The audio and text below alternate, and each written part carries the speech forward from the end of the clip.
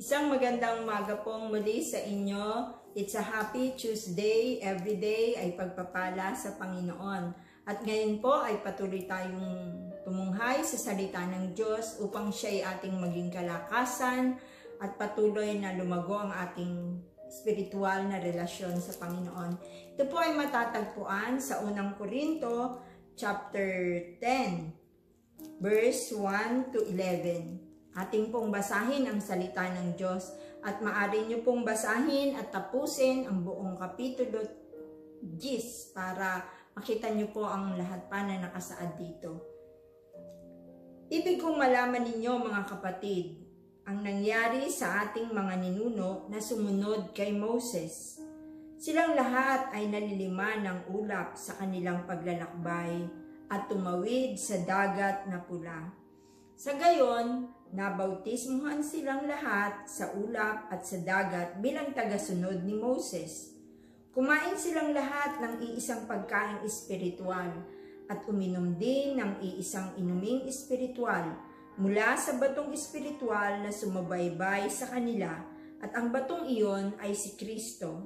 Gayunman, hindi kinalugdan ng Diyos ang marami sa kanila, kaya't nagkalat sa ilang ang kanilang mga buto.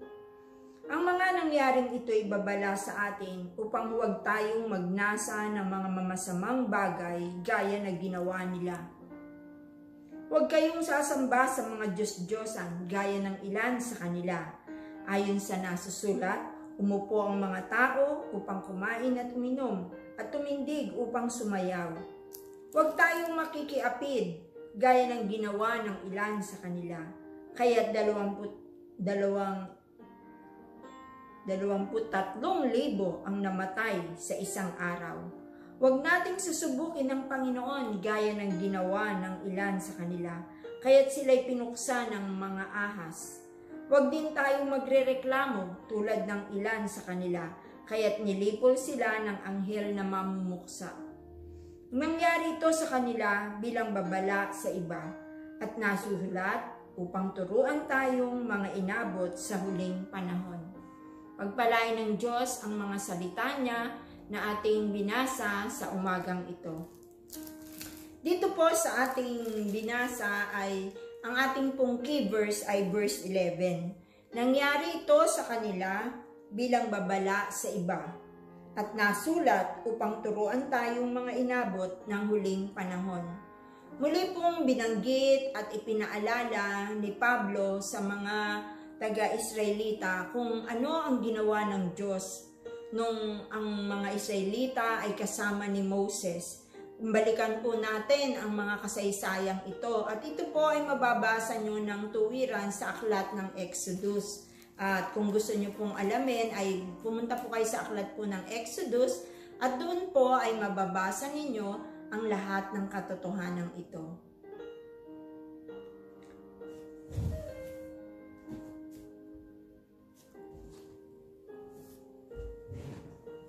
Ganito po ang nakasulat sa sinabi ni Pablo. Sila ay ginabayan ng Diyos sa pamamagitan ng ulap. At hindi lang po ulap, kundi haliging apoy. Sa araw po, sila ay ginagabayan ng Panginoon sa pamamagitan ng ulap. At sa gabi naman po, ay sa pamamagitan ng haliging apoy. Sinabi rin po, sila ay nakatawid sa dagat na pula. At ito ay nangyari nang hinahabol sila ng mga Ehipsyo. Kala nila ay dead end na sa kanila kasi wala ng kalsada at ang nakaharap na sa kanila ay ang Red Sea. Pero ipinakita ng Panginoon na siya ay kasama nila at nahati ang dagat at silang lahat ay nakatawid. Dito po sa binasa natin ay binanggit, sa gayon ay nabautismo silang lahat sa ulap at dagat bilang tagasunod ni Moses. Ano po ibig sabihin nun? Ibig sabihin po, silang lahat ay pinagpala ng Diyos, sila ay tinawag ng Diyos sa pamamagitan ng presensya ng Panginoon sa ulap, sa paggabay ng Diyos na makatawid sila sa dagat na pula. At muli ay binanggit na naman ni Pablo ang pangyayari. Sila ay kumain ng pagkaing espiritual. Ano po yung pagkain espiritual na binanggit doon? Ito po ay sila ay pinakain ng Diyos for 40 years ng mana. Yung pong mana na kinakain nila everyday ay binibigay ng Panginoon. At nung humahanap naman po sila ng inumin, ang Diyos ay nagbigay sa kanila ng inumin na sabi ng Panginoon, hatawin mo ang bato. At mula doon sa bato ay lalabas ang tubig. At ito po ay lahat ng pangyayaring ito ay inuugnay ni Pablo sa Panginoong Jesus. Na ang nangyari doon sa time ni Moses, lahat yon ay pagpapakita ng pagdating ng Panginoong Jesus. Na si Jesus po ang tinapay ng buhay. Siya po yung tinapay na bumaba mula sa langit na ibinigay sa atin. Si Jesus din po yung bato na kung saan ang tubig ay lumabas, the living water. Jesus is the rock, na kung saan yung buhay, yung tubig ng buhay ay magmumula. At ito ay binanggit ni Pablo dito sa verse 4, nga si Jesus ang batong iyon.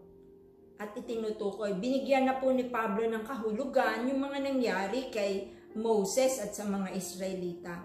Napakasagana ng kabutihan ng Diyos sa mga Israelita nung sila ay naglalakbay. Pero lahat ng kabutihan yon ng Panginoon ay binaliwala nila. At bagkos sila ay nagpatuloy sa paggawa ng kasalanan. At ito babanggitin natin. Kaya nga ang sabi rito ng Panginoon, gayunman hindi sila kinalugdan ng Diyos. Kahit po napakabuti na ng Diyos sa kanila, hindi sila kinalugdan at bagkos doon na sila namatay sa ilang yung iba sa kanila. Ang mga nangyaring ito'y babala sa atin upang huwag tayong magnasa ng masamang bagay na gaya ng ginawa nila. Ano po yung mga warning na sinasabi sa atin na dapat nating matutunan? Huwag na nating gayahin ang ginawa nila. Let us learn from their mistake. Sabi po, huwag tayong magnasa ng masamang bagay na gaya ng ginawa nila. Huwag kayong sasamba sa Diyos-Diyosan gaya ng ilan sa kanila. Sabi po dito, huwag tayong makaipid gaya ng ginawa ng ilan sa kanila. At sinabi pa, huwag nating subukin ng Panginoon gaya ng ginawa nila.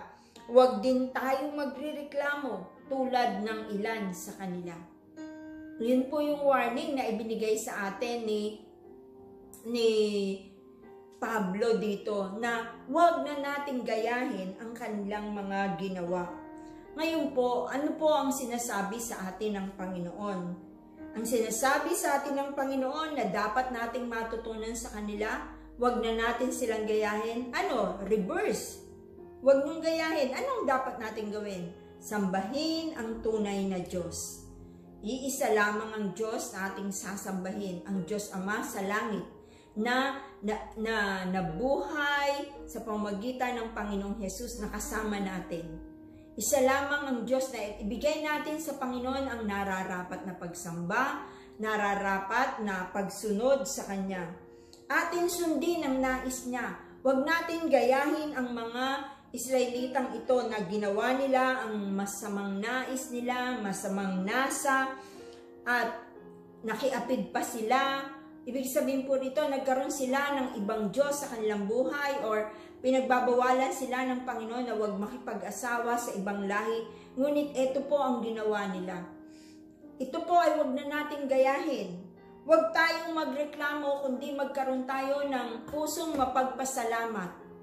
Marami tayong natutunan mula sa mga taong ito na sila hindi nakapasok sa lupang pangako dahil sinuway nila ang Panginoon at namuhay sila ng may pagrereklamo, tapos namuhay sila ng may ibang Diyos na sinasamba kahit nakita na nila ang kabutihan ng Panginoon.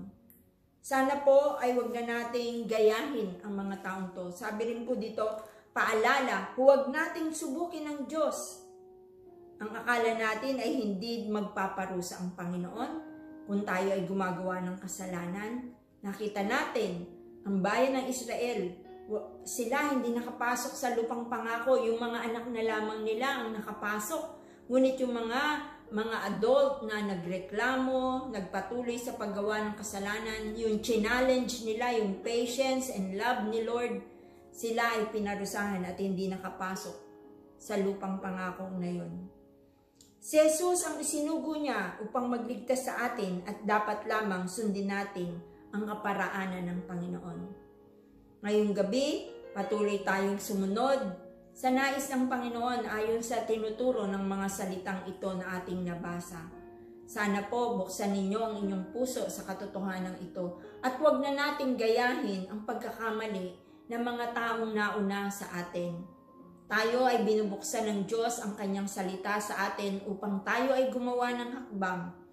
Hakbang na dapat nating gawin. Dahil nangungusap sa atin ng Diyos, sambahin natin siya, pakinggan natin ang kanyang mga salita, kilalanin natin ang isinugo niyang bugtong na anak na si Jesus upang sa ating pagliligtas. Gawin po natin ang nais ng Panginoon at maging mapagpasalamat. Huwag po tayong reklamo ng reklamo sa ating kalagayan sa buhay. But let us be thankful of what the Lord has given to us. Tayo po ay manalangin. Aming Diyos at aming Ama, salamat po sa pagpapaalala mo sa amin ng iyong mga salita. Salamat Panginoon dahil ang salita mong ito ay nagbigay muli sa amin ng warning at pagpapaalala na baka kami po ay nagiging katulad ng mga Israelitang kasama ni Moses. Lord, alisin mo po ang mga Diyos-Diyosan sa aming harapan at sa aming mga puso. Maaring hindi man ito mga imahen, kundi mga trabaho o mga bagay na umaagaw ng aming pagsamba sa iyo, Panginoon. Tulungan mo nga kami, Lord, na maging mapagpasalamat at hindi maging mareklamo. Tulungan mo nga po kami na sambahin ang iyong anak na si Jesus na siyang pinagkaloob mo para sa aming kaligtasan. Panginoon, pangunahan mo nga po ang bawat isang tagapakinig. Hindi lamang kami nakikinig, hindi lamang kami nagbabasa ng iyong salita, kundi ito'y pinamumuhay namin. Maraming salamat po sa oras na ito, Ama, sa pangalan ng iyong anak na si Jesus. Amen. Maraming salamat po sa pagsama sa akin sa Daily Walking with Jesus to Eternity. At pagpalain po kayong muli ng Panginoong Jesus. Magkita po tayo bukas. Share this video, subscribe and share. Salamat po!